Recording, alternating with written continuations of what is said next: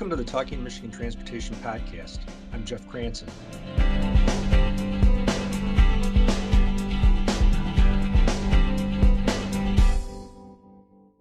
Thank you again for tuning in to this week's Talking Michigan Transportation Podcast. I am pleased to have with me today a repeat visitor and one of my favorites, Matt Chynoweth, who is the Chief Bridge Engineer at MDOT, and has a bank of knowledge about all things related to building and maintaining bridges, and is in close touch with his counterparts from various boards and committees that he serves on around the country and even the nation.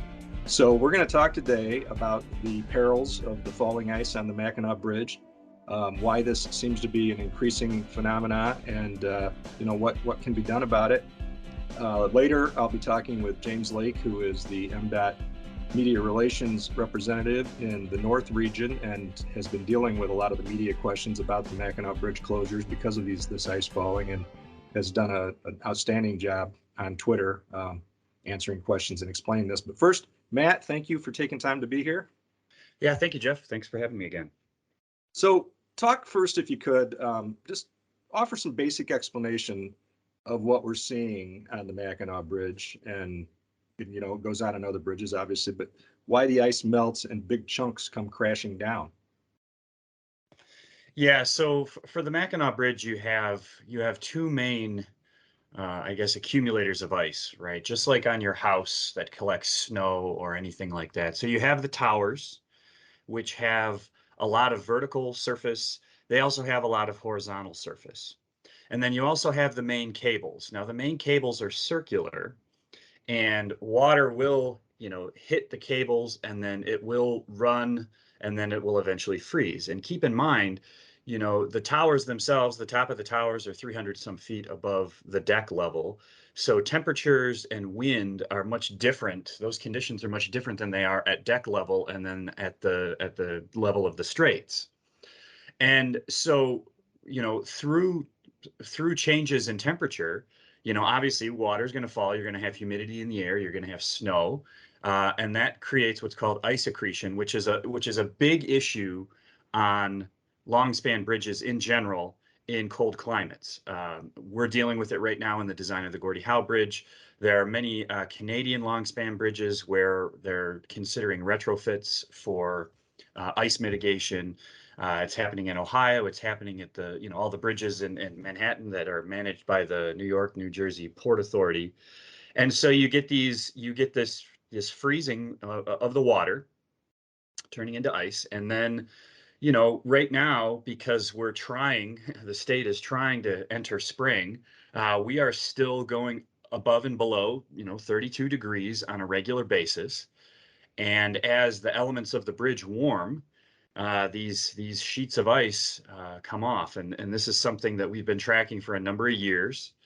This isn't the first year that it's happened. It's been happening for a while. But typically what we see, especially up that far north, is once that area freezes, it pretty much stays frozen until spring.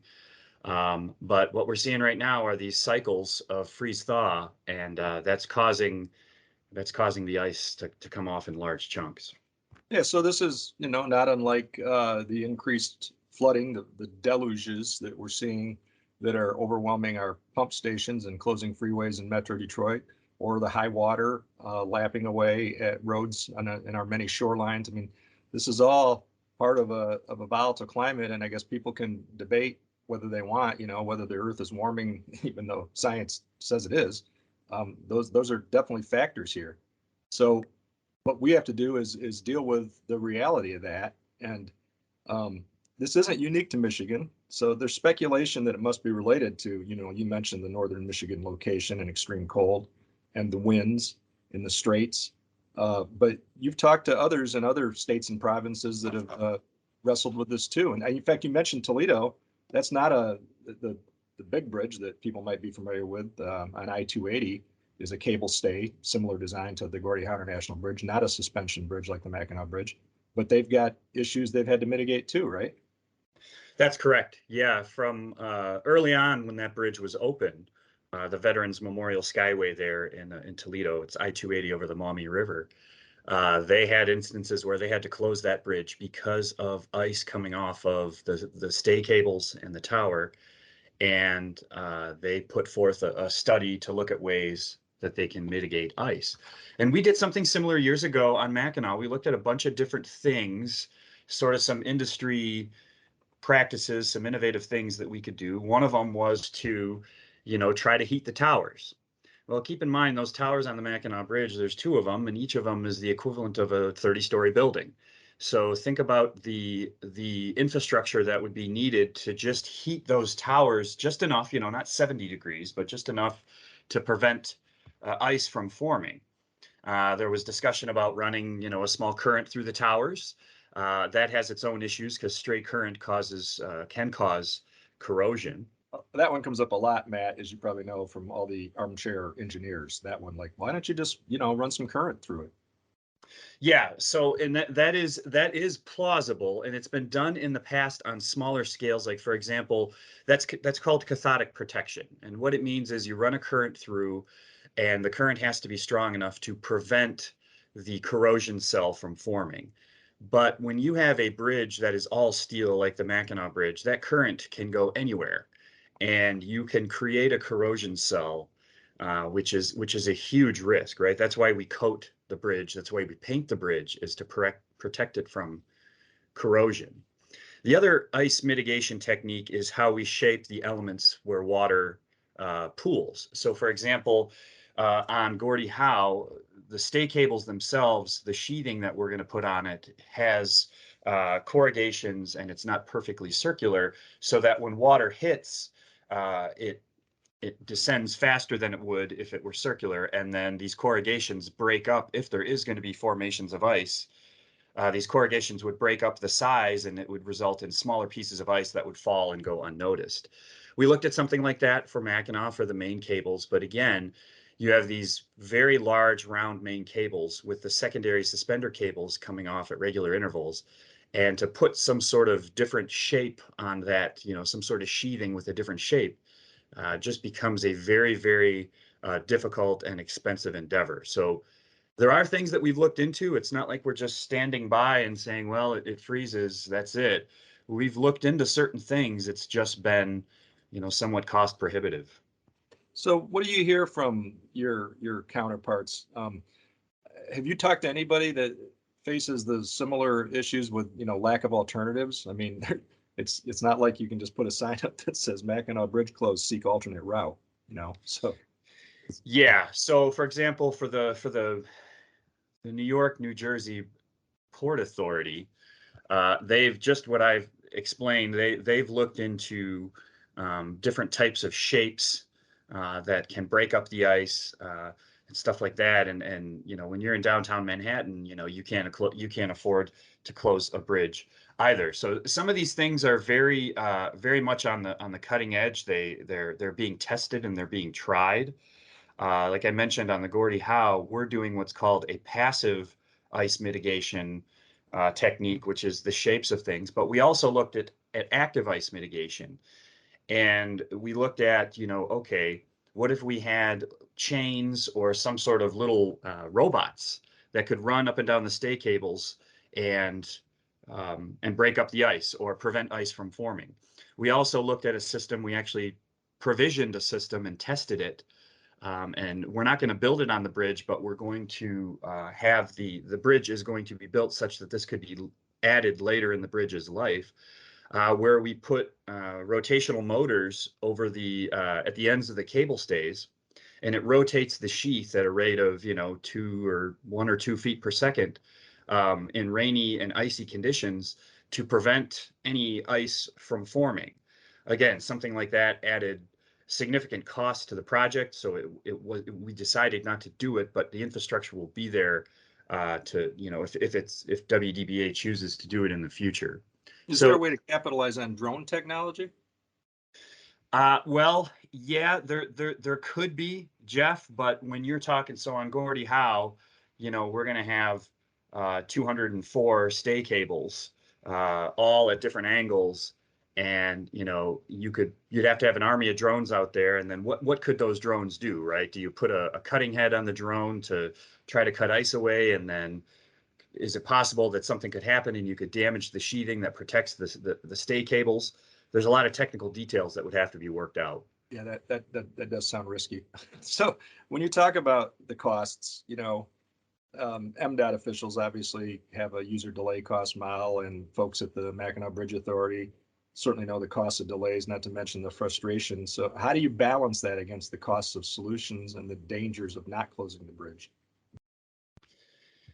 Yeah, I mean, it comes down to, what is the true cost of something like this? So there's an initial cost to build it. There's an initial cost to do something. And anything that we do, Jeff, on the Mackinac Bridge, there's nothing that's going to be off the shelf. Everything is going to have to be custom designed, custom built for those elements on the bridge. So there's the initial cost to build it, but then now we've also added something else to the bridge that will affect and use resources for life cycle maintenance. So now we're going to put a system on the bridge that mitigates ice. However, we're now going to have to maintain that system as well. So without running all of those costs, I couldn't tell you, if there's a break-even point in terms of loss of revenue from tolls. But we're talking fairly significant costs, and it is a big deal when the bridge is closed. But from my recollection, I don't believe we had an issue where we had to close the bridge at all last year. We did a couple times the year before. So this seems to be, a recurring issue, but not on like an annual basis. Well, and I'll be sure to post the photo in the show notes of the car that had ice crash through its windshield a couple of years back. And if that doesn't convince anybody of the potential dangers, then Yeah. we're probably never going to win that fight. So real quickly, let's touch, since news broke this week, on bridge bundling. And there's another round of bridges that have been announced. Just give us a quick update and overview of where things stand with that program. Sure. So the pilot project, which we've talked about before, which is 19 bridges, that is currently under construction. We have 3 bridges with active construction going right now, with another 2 that are going to start soon, and more starting throughout the summer, with a plan to have all of those done by November of this year. So the pilot project is going well. The local agencies that own these bridges that we've been working with have been excellent to work with. The phase 2 portion, which is the $196 million in CRISA funds that was appropriated for, we focused on closed bridges throughout the state. When you explain CRISA funds. I'm sorry, yeah. So CRISA funds are the COVID relief funds that came from the federal government to all the states as part of the CARES Act and as part of legislation to deal with COVID. And so a significant portion of that came to Michigan, and we were appropriated 196 million for this phase 2. We're calling it phase 2 of the bridge bundling, which is dealing with closed bridges. Some of these bridges have been closed for a while, and there's no real public use for them anymore. So we are working with local agencies to actually get those removed. And then the other focus is on load restricted bridges, where these bridges may affect, the local economy, or, mobility in that area, or access to emergency services. And with this program, we're thinking we can do probably another 60 bridges over the next 3 years. And so we're hoping by the end of this year, we'll start getting a couple packages on the street for construction. So this, again, is just to remind people, this is MDOT offering some both engineering and contracting expertise to help local road agencies, repair and replace their bridges. It creates economies of scale and creates efficiencies. And it's a real collaborative effort between state and local officials. So far, so good. Thank you, Matt. I appreciate you taking time to talk about that. And next, I'll be back with James Lake to talk about communicating on this bridge ice issue. Thanks, Jeff. Please stay tuned. We'll be back with more Talking Michigan Transportation right after this. The Michigan Department of Transportation reminds you that when a vehicle collides with another vehicle, person, or other object, it is a crash, not an accident. By reducing human error, we can prevent crashes and rebuild Michigan roads safely. Back again for our second segment, and as advertised, James Lake, who is the North Region Media Relations Rep for MDOT, veteran at communicating about transportation issues, but nobody really, had the expertise to take on this relatively new phenomenon. When I say new, we're talking really something that's within the last, 25 years probably become an issue, but increasing frequency the past few years. James, Matt Chynoweth, the chief bridge engineer at MDOT, kind of explained the technical parts of this, why it happens, why the ice forms and melts more often, where in a climate like northern Michigan, it used to just stay frozen basically from November to April. But you dealt with the challenges when this first occurred on your watch a few years back, and now off and on, with trying to explain it to media, and especially with trying to explain it to the Twitter universe. Talk about what that's been like. Well, it's been challenging, but it's certainly something that I'm sympathetic to. I mean, no one, including us, likes to be stuck in traffic, especially when there's no clear idea of how long you'll be stuck. And so as I mean, that's probably the more new phenomenon. Ice has been forming on the Mackinac Bridge, falling, resulting in closures. But now we have social media where we can reach out to people and they can reach out to us to talk about what's going on during these closures. And certainly during the last four that occurred, the end of March and beginning of April here, more and more that's how they're reaching out to us. That's the good and the bad of social media, isn't it? It is. So you start all your responses with kind of a Bill Clinton, I feel your pain. Is that what you do? Well, either start them or end them like that. I mean, I was really trying to meet people where they were coming from. Certainly people were coming to us with some frustration, some anger about how the closure was handled and how we were responding to people, and so certainly I was responding with sympathy, with information that we had, although limited, and then others were making light of the situation too. So I tried to respond in kind. We got a lot of maybe joking, not joking suggestions for how we might melt the ice, and we rolled with that.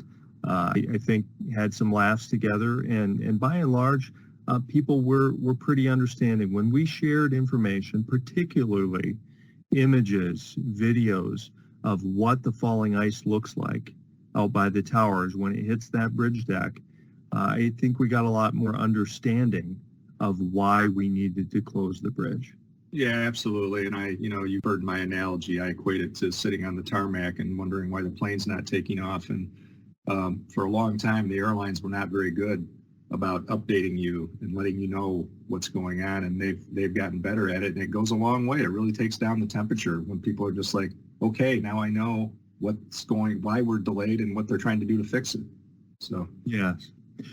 Unfortunately, in these situations with falling ice, between the announcement of closure and the announcement of reopening, there isn't a lot to share.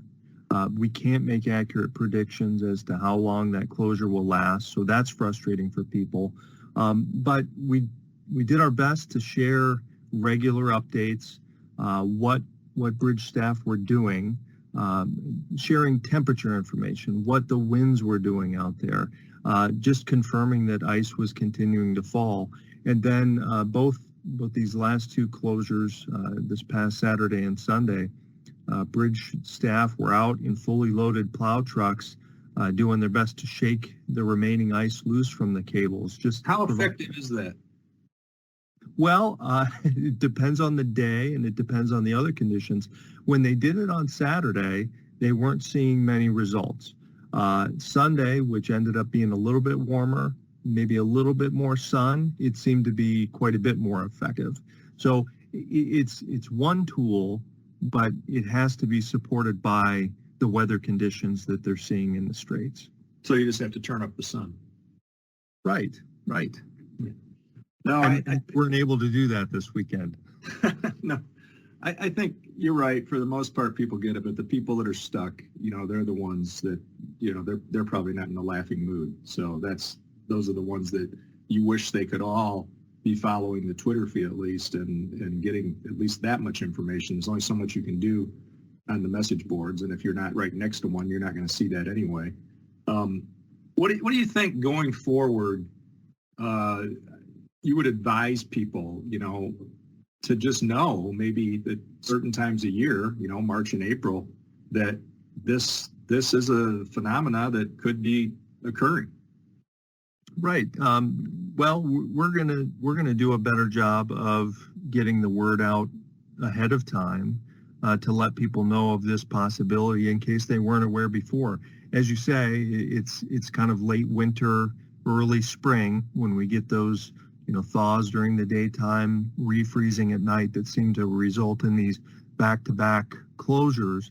But we're putting together a video right now that shows more of the imagery of falling ice, of the damage that's been done to vehicles over the years, caved-in roofs, caved-in windshields, and then explaining to people, some of the circumstances that go into these falling ice closures. So we can show them that about the same time every year, let them know that this is a possibility.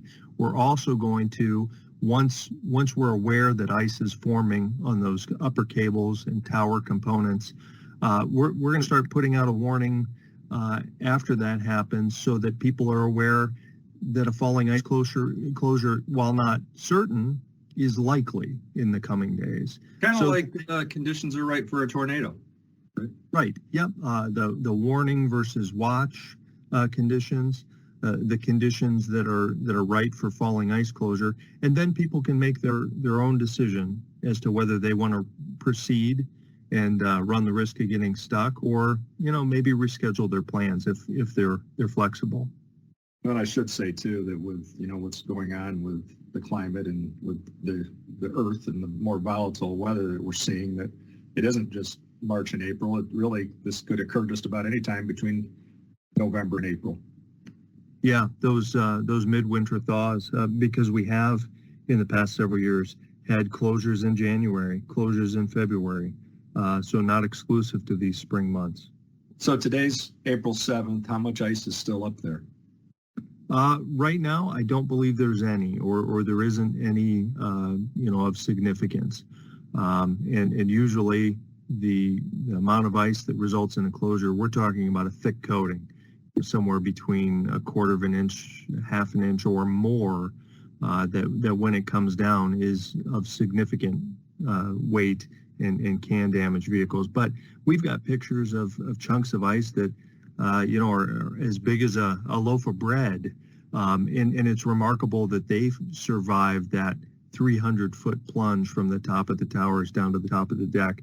But they do, and I think we can imagine, like I told a couple of people on Twitter this last weekend, I wouldn't want a $7 or a 7-pound bag of ice from the gas station to fall on my vehicle from any height, let alone one of these pieces of ice that could potentially weigh hundreds of pounds.